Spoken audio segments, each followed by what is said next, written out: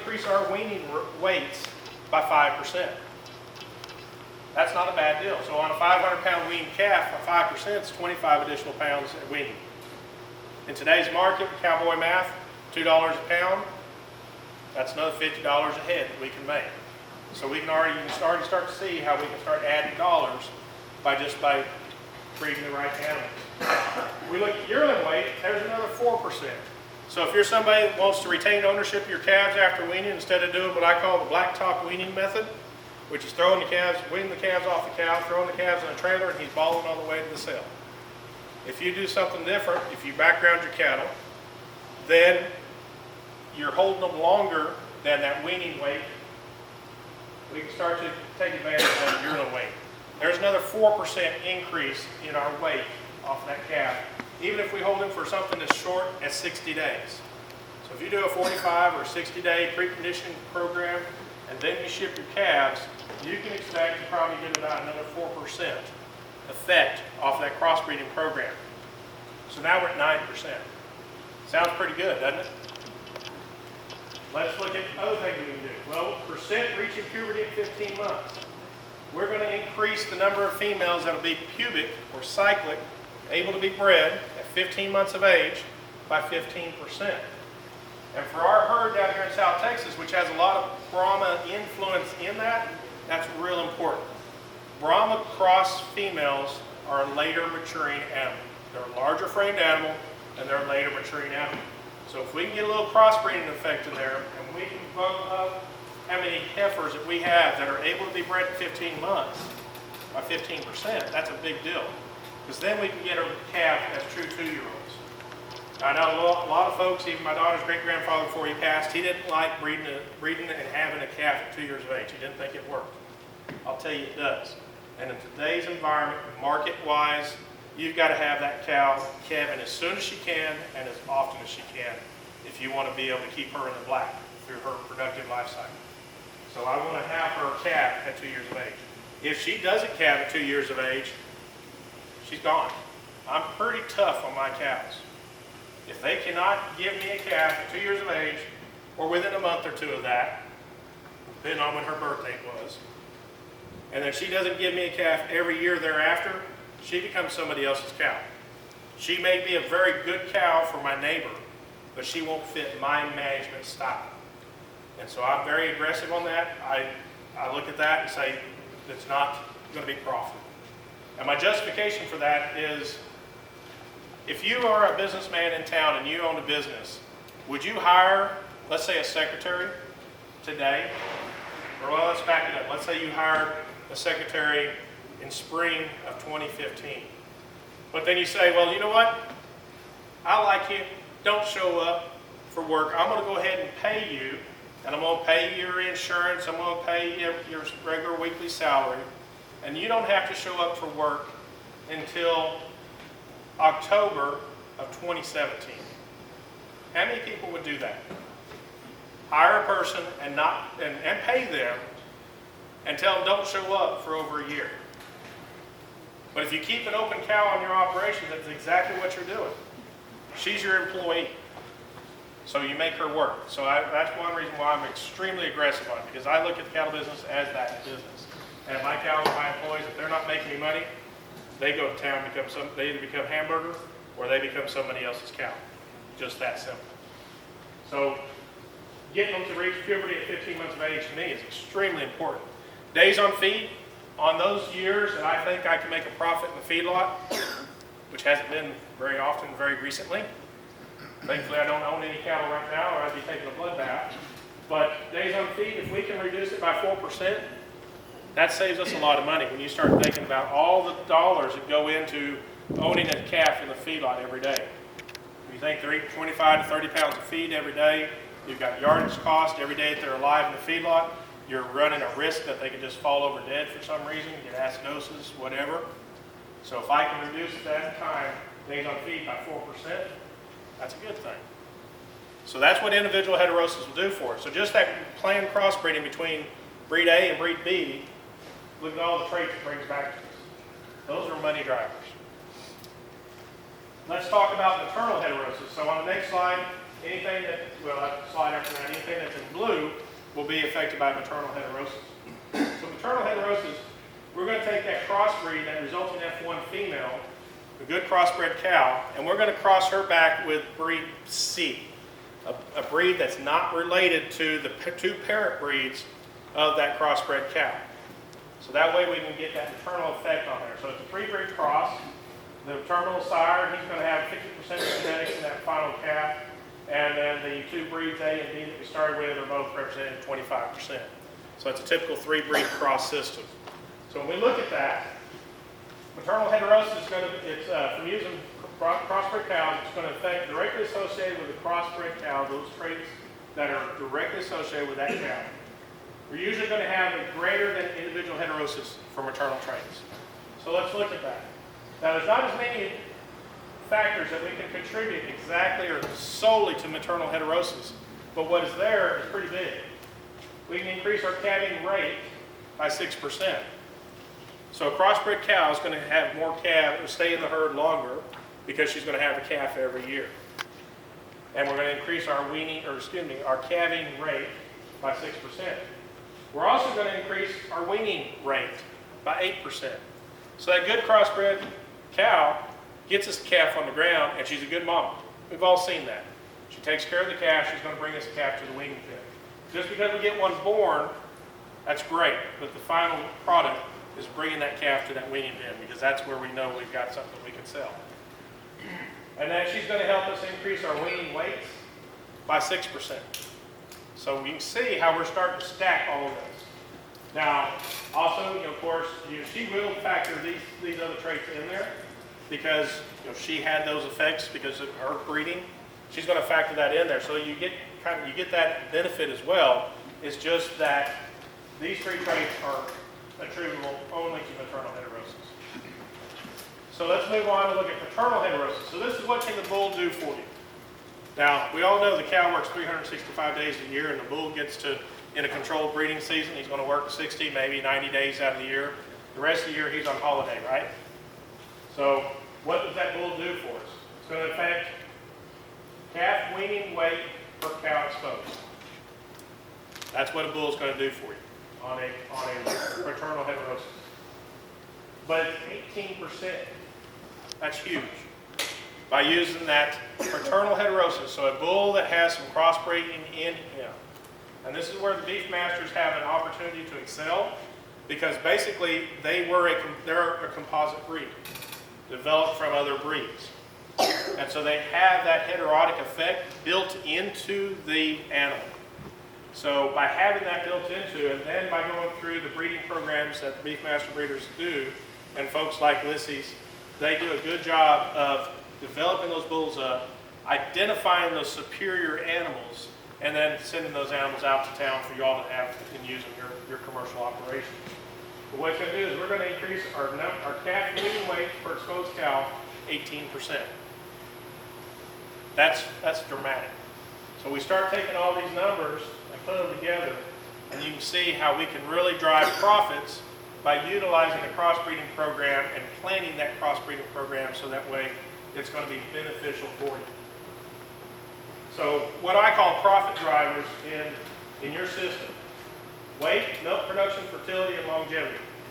Obviously, we get paid on pounds of animal we produce off the ranch. So that's a no-brainer, it's a given. We want to have the heaviest weight calves we can have coming off the ranch as possible. Milk production. I'll show you a slide here in a minute where I think that there's produces every year typically shows about 20% of your annual costs go to replacement costs. Developing that female, if you're holding her and developing yourself, or if you're buying a replacement female. So 20% of my cost of operating the ranch is buying or replacing new females. Hiring a new employee. You think about it, go back to that analogy in town. You got a new employee that the first day they come to work, are they 100% productive? No. They got to learn the system. They got to understand what they're supposed to do, where they go get this, where this and that, who they need to contact.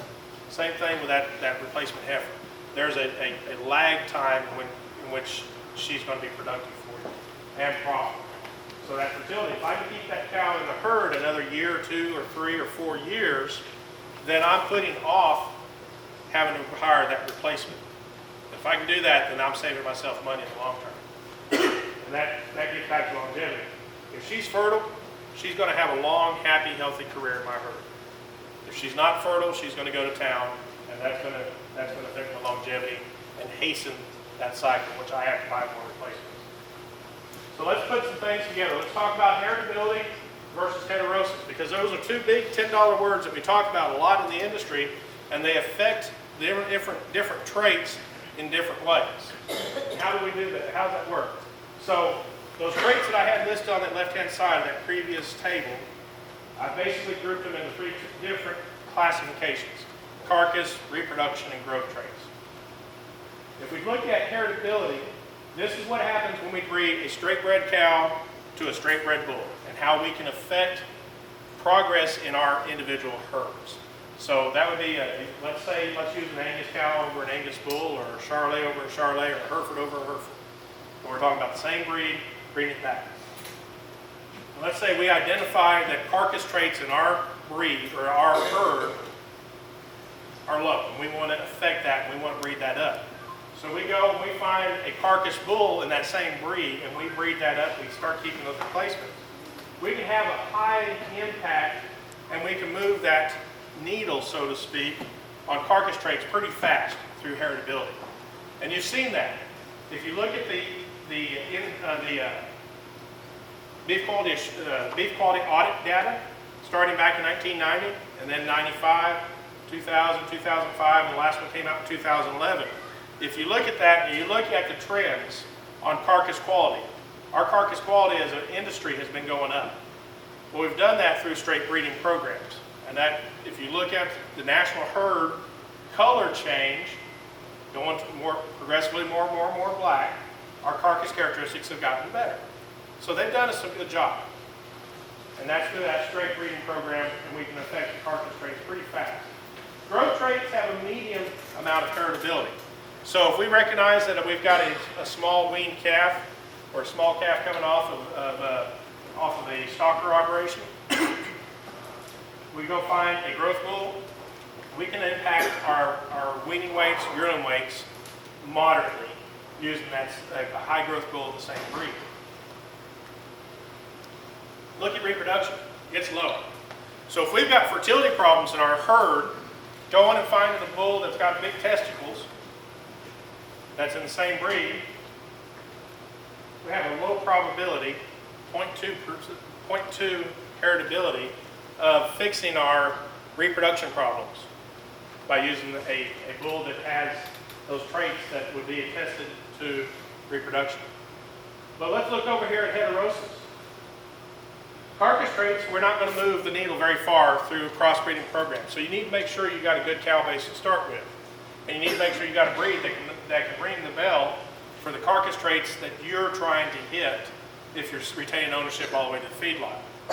And I'll even challenge you, if you're selling cattle off your ranch, remember somebody's owning that calf when they hang it on the rail. So just from a doing the industry right standpoint, you want to make sure you build a list some carcass characteristics into your herd, even if you never retain ownership of that animal. But if we look at growth traits, we have a moderate effect, 5 to 10% increase in that animal's ability to have a heavier weaning weight, heavier yearling weight, heavier mature weight. But look at reproduction. We can have a high impact on reproduction, i.e. longevity in the herd, by using a good crossbreeding program, or using a breed that originated as a composite breed. So this is just taking those different traits that I had grouped together and break them back out. So a higher number is a better outcome. So on this scale, a 1 would be a perfect heritability, which means if I breed this bull to this breed, or to this cow, and I know these traits, and it's a 1, every time I know what the outcome is going to be 100%. I can explain for 100% of the variability in that trait. In a biological system, you never get to a perfect 1. A 0 would be, it's a grab bag. We have no clue as to what is the variables that affect that trait. So When we look at heritability, height has the highest degree of heritability. We look all the way down, your ribeye up there, and there's tenderness, birth weight, feedlot gain, wean weight. Go ahead and get all the way down here to conception rate. Calving interval, 0.08, 0.07. So in a straight breeding program, we're not going to move the needle very far, like I said earlier, for calving interval or conception rates if we're just using a straight breeding program. Use that crossbreeding program and we can really jump that up really fast. So I'm going to talk, and we're going to switch gears now, we're going to talk about a $20 word called breed complementarity. And what is breed complementarity? Basically, breed complementarity, the best example I can give you of that is when we look at carcass characteristics. And that's going to be taking two breeds that are unrelated, crossing them, and getting a desired effect, and looking at it, and what it does, it gives us basically the average of those two breeds. Now remember, heterosis, I said, gives you a trait or an outcome that's higher than the average. Complementarity will give you the average of those two breeds. So in this example, like I said, we're going to use carcass characteristics. So let's look at Beefmasters. Beefmasters are going to grade, according to the data, roughly about 70% choice. They do a pretty decent job of grading choice as a breed overall. If we cross that animal with, let's say, an Angus cow, Anguses are going to hit about 85% choice on average. So what is the resulting outcome of that? Well, that cross, that F1 cross between a Beefmaster bull and an Angus cow, we're going to hit the mark about 77.5% of the time that we're going to have a choice quality carcass or higher every time. That's pretty good. If we can do that, we're hitting the mark of what the industry needs. As I said a while ago, the National Beef Quality Audit, they've determined that about 65% is where we need to be on hitting choice quality carcasses on an annual basis. If we can hit choice 65% year in and year out, we're hitting what the industry needs to supply the consumer and to meet consumer demand. So that F1 cross works. Well, there's another flip side to the carcass equation, and that's yield grade. We can develop and get a high quality calf, high marbling calf, but if we do it at the expense of having a really heavy, a really fat animal on yield grade, that's going to hurt us because then we start to take discounts on the rail. So we look at that Beefmaster, they're going to typically yield about 3.25. A 5 is extremely fat, a 1 is extremely thin. The industry typically will pay on a par basis of a 3. So when you're on a grid basis, what that means, if you hit a yield grade of 3, you've hit the contract price. If I'm above 3, I start taking discounts. If I'm below 3, I'm going to get premiums. And they don't break it as in 3, so 3.25, and I'm going to say, well, you're going to get a little discount. It's 3.0 to 3.99 is par. So Beefmasters hitting is right where it needs to be. Angus is a little higher than that. They're 3.5. And really, if you look at recent data, because feeders are feeding and holding the cattle longer, that is probably, in today's market, in today's environment, I bet you we're approaching 4 or over on a lot of those Angus cattle because the feeders are holding these cattle a lot longer. We've all seen that this year, what it's done to the cattle prices. Feeders didn't want to take a bloodbath. They didn't want to sell their cattle to the packers at a loss, so they were holding those cattle a lot longer in feed than they should have. And all that did was actually push that yield grade up. If you've got a breed that has propensity to be able to do that already, you're just exacerbating it by more days on feed. So if we take that resulting cross for that Angus Beefmaster cross animal, or that Angus cross type female, and that Beefmaster bull, we're going to run about 77.5% choice. We're going to run about 3 1/3% yield grade 3s. So that's pretty good. If we can do that, we're going to make money off the ranch every day of the year. It's going to be real tough to lose money unless you just mismanage your operation in some other fashion. But from a genetic standpoint, you're doing the right thing if you can do that. Now I threw this picture up here. One reason is because it took me a long time to make that. So I like to use it. But realistically, what I want y'all to think about is I don't care what color the hide is. I just happen to have a picture of a show steer and it happened to be a black one and it worked the day I was looking for it. You can make that hide red or white or yellow, whatever color you want to make it. What I want to convey to you is think about what you're producing. Yeah, we're producing a steer or a heifer. It's got a lot of hair on it, and we're wanting to grow out nice and big. But ultimately, we're producing beef. Everything under that hide is going to be used and consumed some shape, form, or fashion by somebody in the world. You may not like tongue, you may not like cheek meat, you may not like liver or whatever, but somebody in the world does. And just about every part of this animal is going to get consumed and utilized. So the take-home message is I want you to think about the fact that you're in the business of producing beef. We're also in the business of growing grass so we can produce that beef, but think about your end result. And if we look across the herds down here in South Texas, and my family's just as guilty where I grew up down in the valley, our herds, they don't look like they're going to be able to produce a lot of beef on them. We got number 2 cows still out there on the pasture. I've been trying to talk Dad to get rid of them. Yeah, but she's a good cow. She brings me a calf to the weaning pen every year, Robert. But Dad, just because she brings you a calf to the weaning pen doesn't mean she's making you money. If she is a low muscled cow, the number 2 cow, so she just doesn't have that degree of muscling on her, she's going to put that into her calf. And that's one of the things I really do like about the Beefmasters. You look at those animals, I mean, they're aptly made. They are powerhouses. We're in the business of producing lean beef, and they do a very good job of doing that. So let's talk about some lost opportunities. This is out of the National Beef Quality Audit that was published in 2011. This is what they say are lost opportunities. If we can correct each one of these, we're going to save ourselves $43.60 a head on a national average. Now you say, well, you know, all these are carcass characteristics. I sell off the ranch. It doesn't impact it. Yes, it does. Because you're the guys that are putting together the cow and the bull, developing those genetics that's going to produce that subsequent offspring that some feeder is going to have to feed, and some packer is going to have to hang on the rail. So if you put together a genetic shipwreck, somebody's going to have to feed it, somebody's still going to have to hang it on the rail, and this is how we lose this money. So if we can start paying attention, looking at our quality grades, if we can start getting the market a little better on our quality grades, we can save $25 a head, or maybe make an additional $25 a head. Yield grade, about $5. Carcass weight, 6.5. Offal, another $5. Our hides, branding, 75 cents. Our total is $43.60. Now, hides and branding, that's 75 cents. I'm here to tell you, I brand my cows. As expensive as they are, I don't want somebody else taking them to the sale barn for me and me not getting a check. So I'm willing to forego that cost of business of 75 cents on that hide brand to make sure I have it. And one thing I do is I make sure I brand back on the back quarter. I don't do any rib brands, don't do any neck brands or shoulder brands, because I want to be able to make sure that as much of that cape is usable for the high dollar market. High dollar market's the upholstery market. Not making boots, not making gloves.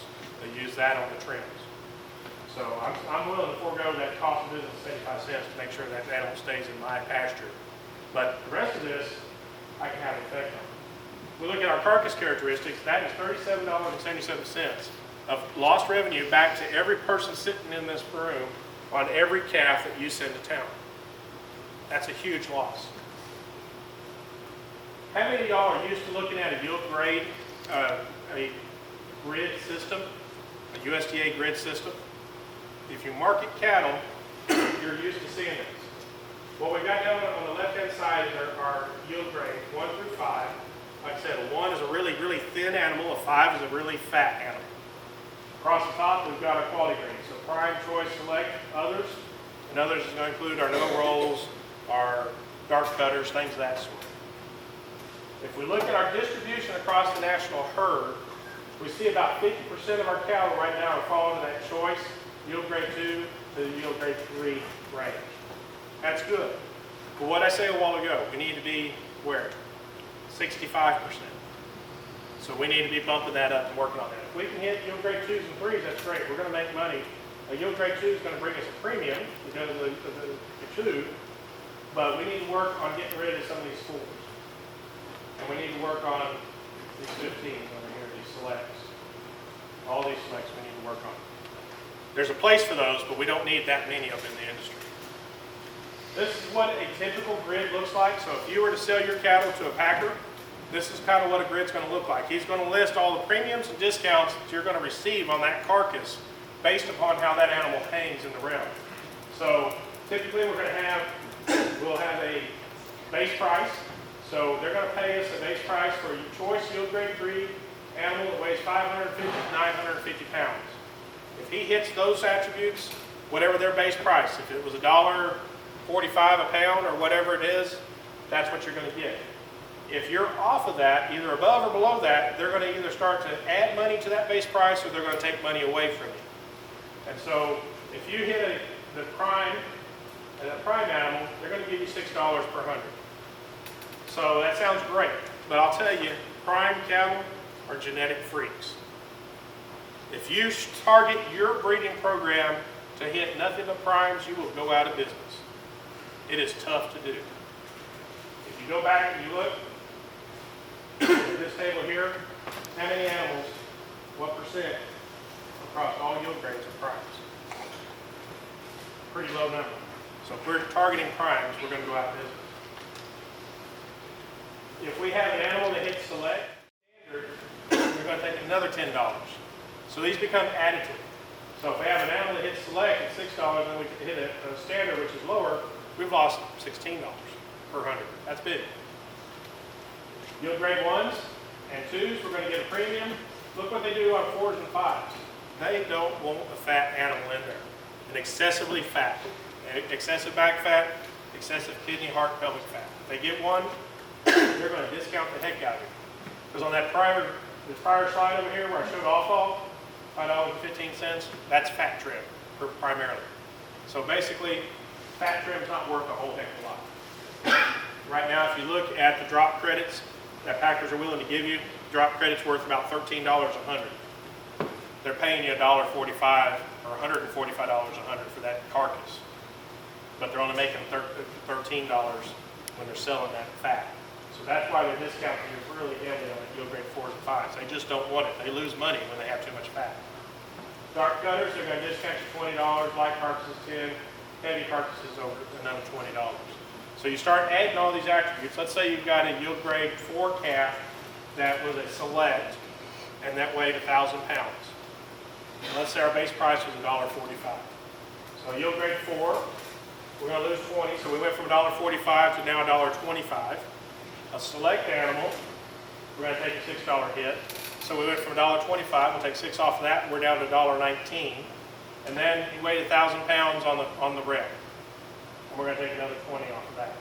So that carcass is now worth $99 a hundredweight. We started with, we could have had 145 at base. And because all the discounts that we had because we produced the wrong type of animal and fed the wrong type of animal, we're down to $99 a hundredweight. Now you factor that with high dollar corn, and how much money are the packers or the feeders losing? That's why they come and they squall at you. Because if you produce a genetic shipwreck, they're still going to feed him. They don't want to pay you anything for him because they know on the back side they're going to lose money. So when your cattle don't bring what you think they should at the sale barn, you need to kind of look back at yourself. It's real easy to point the finger at the guy that's selling that bought the cattle. But remember, 3 fingers are always pointing back at you, at yourself, and you point to somebody else. They're just identifying the traits in there that are not marketable. And they're rewarding you appropriately for the animal that you've produced. So I want you to think about it in that aspect. So looking at that carcass grid basis, taking all those numbers from that previous slide, this is how it would lay out. So if we produce a select yield grade 5 animal, we're going to automatically take $31 off the top of the value of that calf.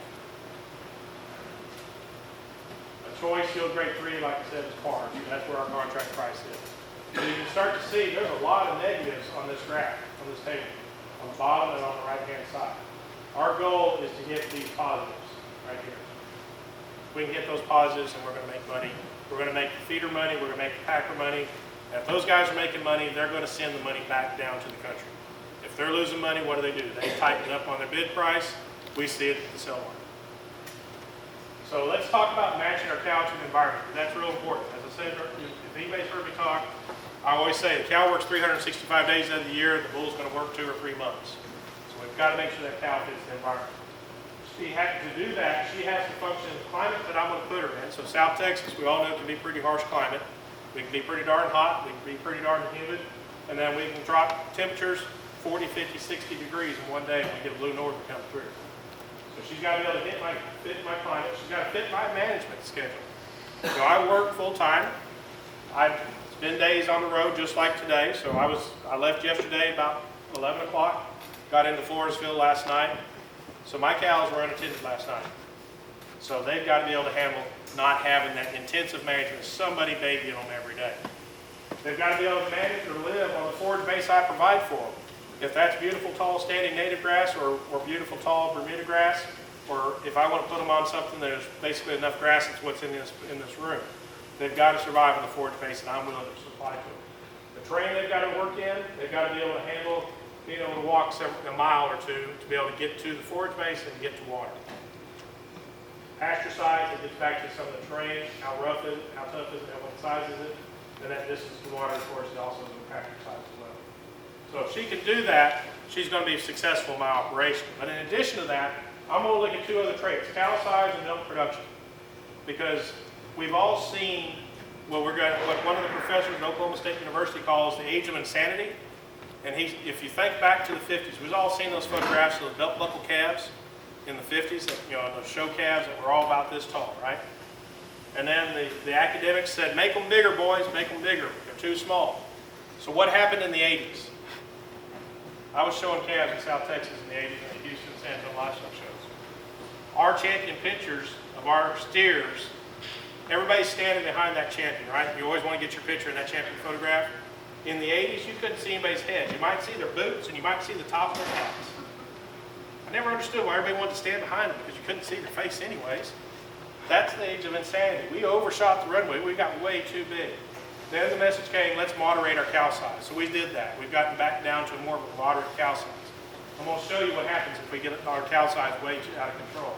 And then milk production. As I said a while ago, there's breeds out there that are way over milking our cow. We're not in the business of producing milk. We're in the business of producing beef. And if we got a cow that milks like a Holstein, she's costing us a lot of money. So the next couple slides are set up the same way. We're going to have in yellow, 1,100-pound cow, and black, 1,300-pound cow. And that's going to be shown right here on the traits as well. So over here we've got dry matter. This is how many pounds per day it takes for that cow to exist on your pasture. That 1,100-pound cow needs about 3 pounds less during calving or breeding. About 3 pounds less during weaning or breeding to weaning time, and about the same thing from weaning to last third trimester to the last third. And then the last trimester, again, about 3 or 4 pounds less feed a day she needs. You multiply that over how many cows you've got in your pasture. If you've got 10 cows in your pasture that are 1,300 pounders, realistically, if you switch to 1,100 pounders, you can carry 11 cows out there in the pasture, just based off of how much forage you have available that they're going to consume. Now remember, that's our finite resources, how many acres we have, how much forage we can produce off that pasture. So we need to think about that. And then we look at crude protein and energy. It's going to follow the same trends. That smaller cow requires less protein, less energy to survive on a daily basis. So if we get our cows too big, it's going to affect what we can do as a stocking rate on our operation. Milk production. As I said earlier, it's the same way. So average milk production is in yellow, superior milk is in black, and a superior milking cow, an average milking cow, I want to say that she's producing about 20 pounds of milk per head per day. That's enough to be able to grow a calf efficiently and be able to get that calf to wean out at an acceptable weaning weight at the weaning pen. Same trends we see in calving and breeding. We see that cow, that heavy milking cow, requires about 3 more pounds of forage on a daily basis. And then from breeding to weaning, again, about 3 pounds. So when she's milking, she's requiring more nutrients. Now, I don't really show it over here, but there is actually a difference when that cow is dry. The concept is, if you think about it, you've got a cow that's a heavy milker. She's got an udder there that she has to maintain year in, year out. It's like this building here. If they're using it or not, they're probably air conditioned and heated. There's a requirement of energy cost just by physically having the building, if it's used or not. If she's got a big udder, that energy requirement is heavier, even if she's not lactating. So a heavy milking cow is going to cost you money even when she's dry. Now this table takes a second to kind of wrap your head around, but it's a really neat table, and this is why I like to use it, especially down here in South Texas. Now not this year, but in recent years, I think it applies real well. On the left-hand side, we have weight. On the right-hand side, we have milk. And in the center, we have total inches of usable rainfall. And what I mean by usable or effective rainfall is it's got to fall during the growing season. If it falls when we are in a dormant period, does that water do a lot for our forage base? Only maybe if we've been in a drought and we're having to rebuild soil moisture for the next spring. But if we're in a dormant situation, that rain doesn't matter to the grass. So think about it. The heavier the cow gets, we've increased our risk, we've increased our management requirements, and we've definitely increased the cost of keeping that cow in the operation. The heavier she is on a milker, we've done the same thing. We've increased risk, management, and cost. If we want to have a moderate milking cow, a medium milking cow, a moderate frame cow, around that 1250, 1275, then we need, in our area, we need to be thinking about a cow that's going to be in those weight classes, because our effective rainfall is going to be 12 to 15 inches for our time of year. And also the other thing is if we get a big flood, if we get a 5-inch rainfall, is that all, can we count all 5 inches forage growth? No. So that effective rainfall is the rain that affects the grass and can get that grass to grow. So, you know, it's a hard concept when I explain it to people that are in the eastern part of the state and they get 45, 50, 60 inches. They say, well, no, your maximum up here is 18. I can have any cow I want. Well, no, not really. You got to think about effective rain and how that rain affects your forage patterns, your growth patterns. Remember, calving, weaning a calf is 5 times more important than any other trait we can do. Cow's ability to wean off a calf, her reproductive performance is directly related to how she fits in your environment. If she doesn't fit in your environment, she's not going to get you a calf on the ground. She's not going to wean that calf. Let's talk about capturing heterosis. We have a 2-breed cross, so that breed A versus breed B, we're going to have a maximum 100% heterosis. As we start going through a breeding program, so let's say you are a small guy and you close your herd and you want to retain heifers. And so you keep retaining those heifers, you put them back in your herd, keep retaining those heifers, generation over generation over generation. And you come back and maybe you use a different bull, but you keep back all your heifers. You buy a different bull in whenever you need it. By the 5th generation, you've taken the percent heterosis from 100% down to 6.25% by keeping those heifers back, because basically you're developing your own composite breed is what you're doing. So you need to think about that. You need to have infusion of new genetics coming in from your operation. And that's what those purebred guys do. I don't know a purebred breeder around that's a closed herd if they're progressive. If they're progressive, they're going out and they're looking at the other purebred breeders in their breed, and they're saying, you know what, I really like this bull over here, I like that cow family over there, and they bring them into their herds, and they keep getting that genetic progression so that they can keep this high. Match your bull to the market. Point blank. Let's make sure he fits our market. Let's use our APDs to our advantage. If we're producing heifers, these are the type of traits we need to be thinking about. Birth weight, milk, total milk, scrotal circumference, and carcass. Now I leave scrotal circumference here, but there's new data out there that shows scrotal circumference on a bull is not as important as we used to think it was. We used to think that the bigger testicle bulls conferred more reproductive ability, fertility into that cow. The new data says it doesn't. The new data says all a heavier scrotal bull will do is help us get that heifer bred early for her first calf. After that, there's no effect. So I still leave it in there because I want to get her bred early. But after that, it has no other effect on her fertility lifetime. If we're in a terminal program, which probably most of y'all are, you need to think about birth weights, got to get that live calf on the ground. We'll think about weaning weights and yearling weight. Now I didn't put carcass up here, but and the reason I didn't is because if you're selling a live calf, you get paid on weight. But as I said earlier, somebody's going to hang that calf on the rail, so you got to keep thinking about some carcass to keep that in there as well. Retain ownership, you're going to think about everything that's here in the terminal program. Now you're going to add yearling weight, back fat, intermuscular fat, rib iron. So this is where the rubber meets the road. Let's talk about some economics.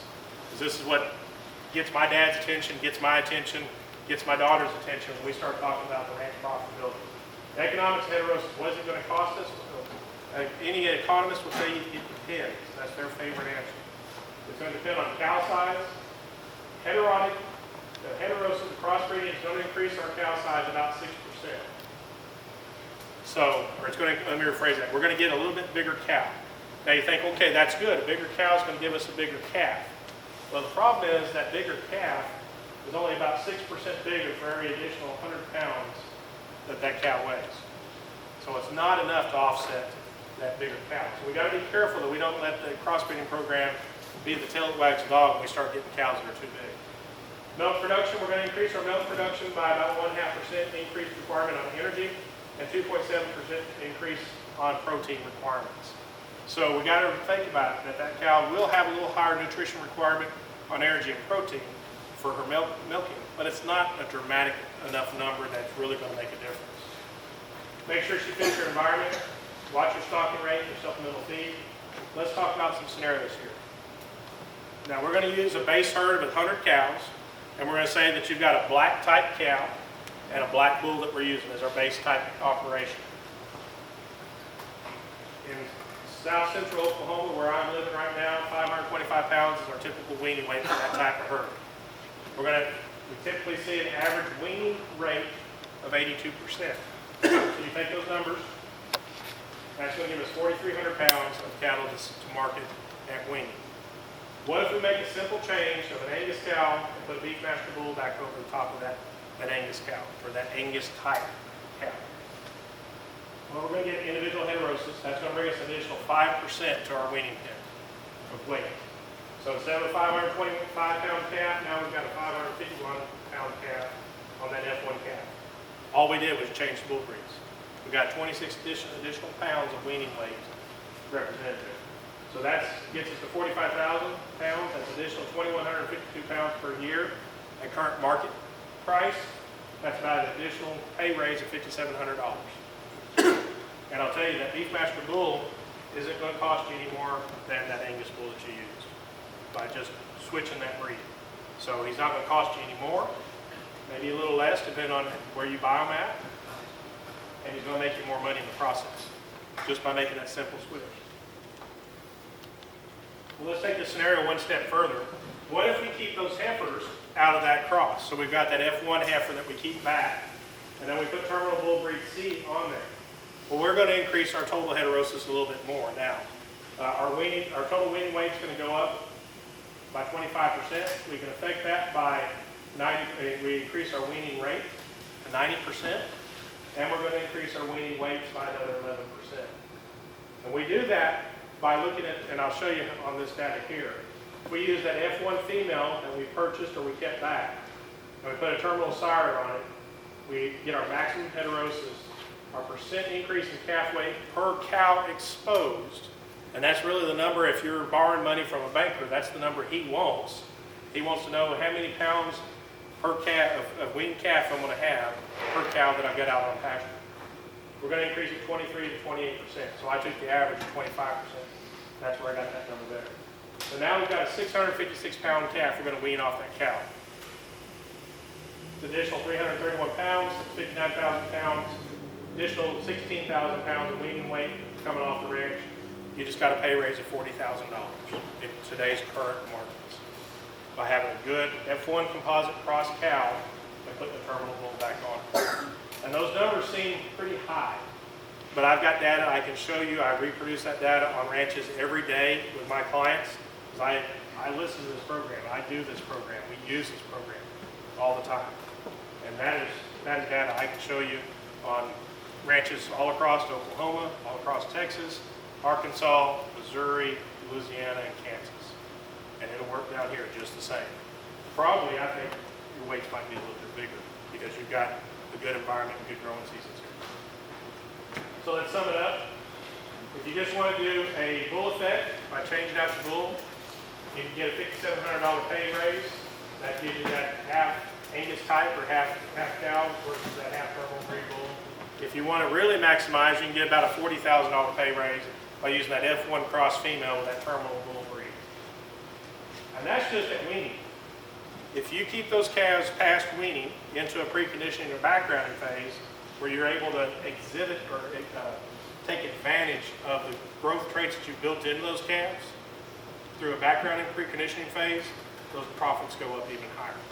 I've got a program that I administrate. Last year we did this, and our profits on 60-day preconditioning was an additional $254 a head net after all expenses, just by following this recipe. So whatever that calf was worth at weaning, add another $254 net, and that's what our producers brought home at the end of the year. Spring-born calves sold first week in December. So it's a program, a model that y'all can replicate very easily. So take-home messages. You've got to be able to manage those benefits. Once you have those benefits, they're not just going to work magically. Heterosis will not make up for poor animal management or husbandry skills. You've got to still be on your game and know what you're doing. Heterosis will not make up for poor bull selection. Just because you cross the cow with a bull doesn't make up for that. You still want to have a quality bull. I'm a subscriber that you can have an average cow take a really nice bull and high grade your calf pretty easily when you use a good bull. And then you save your money on the cow side. Heterosis works. It will make you money if you do it, though, folks. There's no doubt about it. Match your cow to your environment, your bulls to your market. Educate yourselves on the effects of crossbreeding within your management scheme, within your area, and the type of animals that you want and your marketing goals that you have. But they will fit you a little further. There's my information. Feel free to give me a holler anytime. If you call, make sure you leave a message. I spend a lot of my time out on the road. Bill can attest to that. Lauren can attest to that. I don't know how long it took me to get back to Lauren. We played telephone tag for a while. But I will return your call, or I will return your emails. If you do texting, I can give you my cell phone number for that as well. With that, I appreciate y'all's time and appreciate the opportunity to be here. Yes, sir. In your last scenario, you were showing Terminal Bull A and Terminal Bull B. Are they from the same breed, or is that from two different breeds? In the last scenario? Yes, sir. So I've got an F1 female and then Terminal Bull C. Yes, The Terminal Bull C is going to be, if you want to get that maximum heterosis, it's going to be from a third unrelated breed. So it's that traditional 3-breed cross type program. So you can go with your F1 type female and then come back with a terminal type animal, put back over the top of it to maximize it. Yes, sir. Or can you get your charts on the internet? Or? They are not, but I will. They're on this computer. And Whitney, there you are. Can you get those to folks? Or I'll add that, or I will actually make a PDF of them. And if you need them, if you can get a hold of Lauren, and he'll get them to you. Is that okay, Lauren? There you go. Up here. Any other questions? And I'm going to stick around for a little bit, so, Bill, sorry. I'm just curious, Robert, I mean, we know that heterosis has this great effect on longevity, productivity, everything on the maternal side. I mean, it's just incredible what it works. And I know the breed base is going to be different in Oklahoma than down here, but what are you seeing in terms of productive lifetime out of those British genetics? You know, those cows that are working, how long are they productive, lifespan life in Oklahoma? That's a good question. If we're looking at, what they call kind of the Okie number ones, which is going to be a black or black baldy type cow, you can expect probably on average a 10-year lifespan out of those British influenced animals. You put a little Bos Indicus in there, you put a Brahma influence in there, and you bump that up to probably 12, 13, 14 years. Now, I will say that when she hits 10, even if she's got a little Bos Indicus in her, I'm going to be in her mouth. I want to make sure she's still got some teeth in her head, that she's not broke mouthed or smooth mouthed, because things happen. But typically, that Bos Indicus influence in there, they're going to stay in your herd several years longer. And I'll give you an example. Now, this was a straight bred. I grew up, like I said, in South Texas. We had Charbreys and we had Brahma cows. And I had a purebred Brahma heifer that I showed my junior and senior year in high school. She was a Houston Livestock Show scramble calf that I got. We kept her until she missed a calf. She finally went to town as a 19-year-old calf. She gave me 17 calves, like clockwork, every year. that Brahma influence in your cow base will increase longevity of your cow. Now, I will say, as a 19-year-old cow, she didn't have a tooth in her head. Mom fed her sweet feed every day. She was the pet. She was the ranch mascot. She was, of course, I was the youngest kid, and it was the last show heifer we had, so she had some sentimental value to my mom. I kept telling Mom when Mom told me she was having to start feeding her because she was losing weight and she didn't, I said, Mom, send her to town. Oh, I can't do that. She's still bringing us a calf to the pen, and she was your last show heifer. But she brought us a calf to the pen 17 consecutive years. So now I'm not going to say they'll all do that, but putting that Brahma influence in your cow base will do it. Now, one thing I will caution you is I don't want to get too much Brahma influence because you've got to sell that calf to somebody else. And if you put too much Brahma influence, they're going to have too much ear, they're going to have too much leather. And what happens, the order buyer's going to see that, and they've got preconceived notions that what Brahma cattle influence will do in the feedlot, their disposition, their feed efficiency, and how they're going to hang on the rail. Now, I will say that personally, I think that their perceptions are probably archaic. The Brahma influence breeds have done a very good job of recognizing where their deficiencies were and meeting them head on. So disposition isn't a problem. In Beefmasters, that's one of Lassiter's 6 principles of disposition. If it's a surly cow, he didn't want her around. So that's one of the things I like about the Beefmasters. You're going to have an even temperamented cow. But you look at carcass characteristics, and we've met those traits head on and have answered those. Yes, ma'am. Charlotte, that your family had some Charlottes. Yes, ma'am. Would you kind of speak to how they fit into this? I will. That 3-breed cross I talked about that he was asking about a while ago, they work well as a terminal bull. And that's where the Charlotte breed works very well as a terminal sire breed. What about on the cow side? I don't like it. And I'll tell you the reason why. Remember I was talking about that 1,300-pound cow versus that 1,100-pound cow, the nutritional requirements? How big is a Charolais cow? Very large. So if I've got a 1,400-pound Charolais cow out there and I can have a 1,200-pound moderate frame cow, that 200 pounds difference of weight, you know, it only takes 6 of those heavy frame Charolais cows and I can put one more 1,200-pound moderate frame cow out there.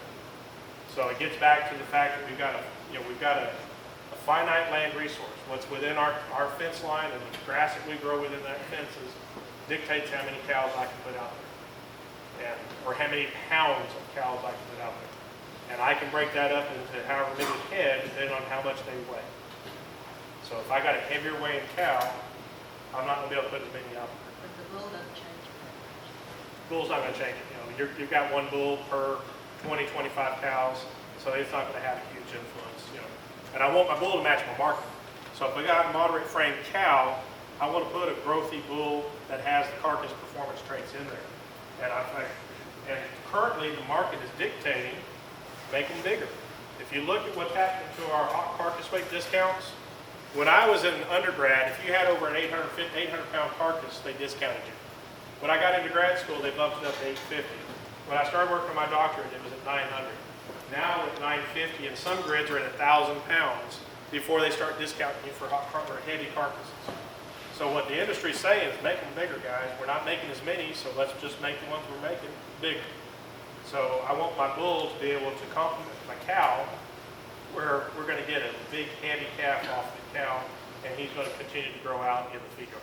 Are those calves that are born, the Charolais bull, are they hard to deliver? I've always heard that they have big heads and you almost have to have a bed up there. It's not good.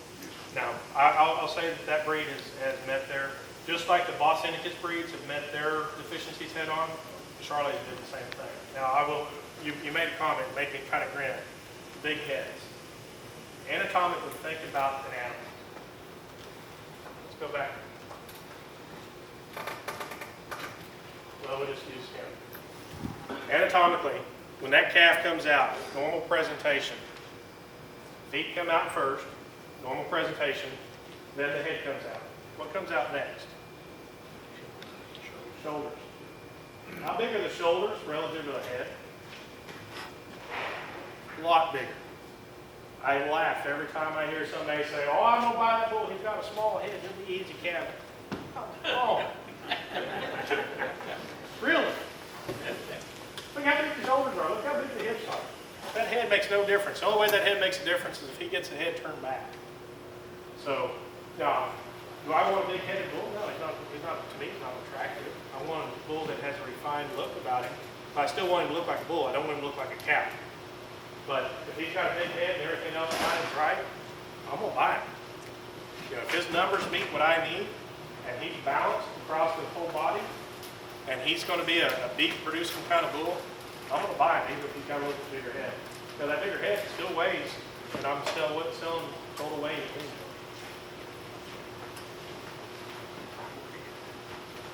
Any other questions?